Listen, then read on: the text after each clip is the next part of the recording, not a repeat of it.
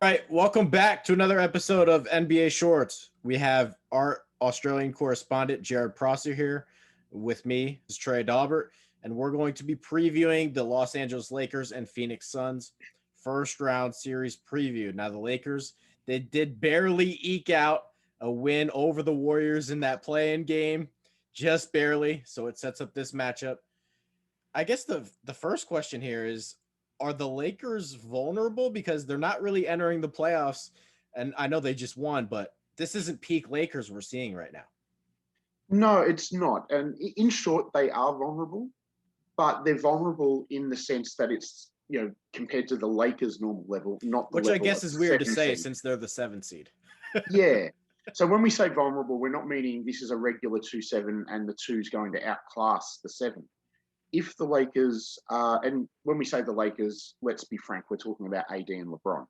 If we're talking, if the Lakers' big two are back and healthy and in game shape and 100% match fit, then this is going to be an absolute humdinger of a series. This is going to be a magnificent series of basketball.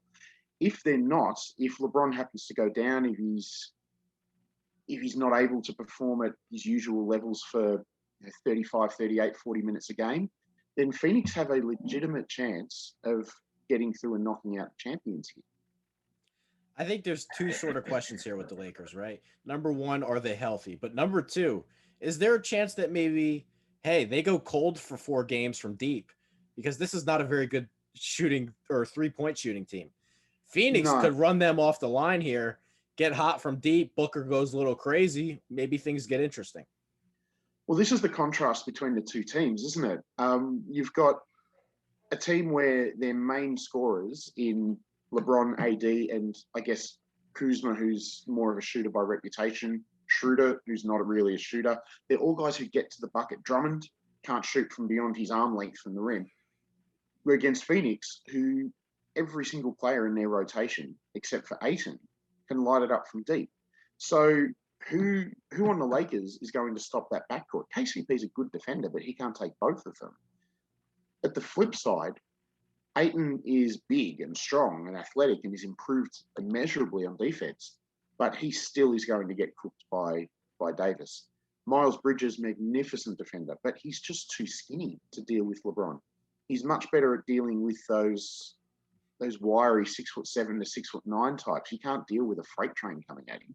So I'm interested to see which defense can control the other's offense. Can the Lakers do enough to corral that guard play? Can Phoenix stop the Lakers getting to the bucket?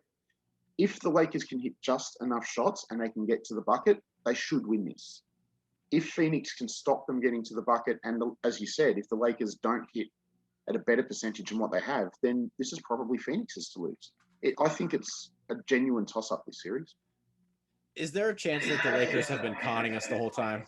That they're just going to come in here and it's just total ass kicking from start to end?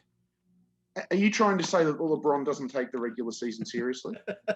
Maybe. Because I will not have LeBron slander. No, he clearly doesn't take it seriously. And throw in the injury, which it's a high ankle sprain. It's a pretty serious injury for a guy who thrives on getting to the bucket. But we will see a different LeBron. We saw a different LeBron in the playing game against Golden State, particularly late in the game. He stepped it up the further the game, the further we got into the game. So we will see a different LeBron, especially with the 7-game series.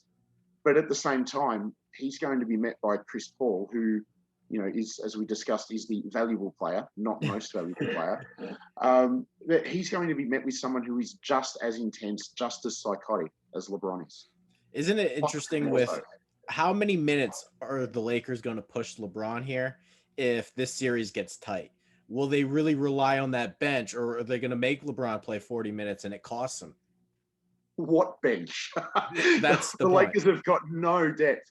Outside of the center position, which is the least important position, especially when you have AD, they have no depth. If this gets to 2-2 or even worse 3-2 or 3-3, yeah, LeBron is going to be out there until his leg falls off. That's going to do it for this episode of NBA Shorts. We have a prediction here? I'm not married to this prediction, but I'm going to say Suns in 7. Wow. I'm gonna call the Suns. I hope you're right. But like I'm saying that like 51-49 split in my head. This is for me. This is the closest of the first round series, and it's by a long way the closest. Interesting. I'm probably gonna take the Lakers in 6. I just feel like they'll figure it out somehow, some way. But Look, it's never a bad bet betting on LeBron in a playoff series. right, especially a first round playoff series. Yeah. That's gonna he's never been in this situation. right. That's gonna do it for this episode of NBA Shorts. Make sure to hit that subscribe button on YouTube, and we will see you next time.